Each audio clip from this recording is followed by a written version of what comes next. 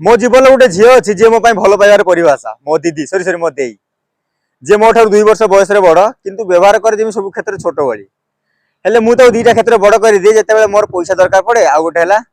राखी पूर्णमी दिन जिते से मत पैसा देकी राखी बांधे स्कूल ट्यूशन जिते माड़ खाए चेहरा रंग बदली जाए आ सी जो मत डेली मारे तार कौन अवश्य मुझे छाड़ेनी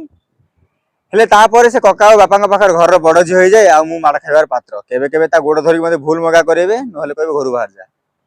आ जो स्कूल ट्यूशन में पाठ पढ़े पारे सेठिकार गोटे भल स्टूडेंट कि आखिर गोटे बहुत दुर्बल स्टूडेंट जे क्वेश्चन पेपर ही पढ़ी पारिबनी परीक्षा आइला पर एटा लिखिचु सेटा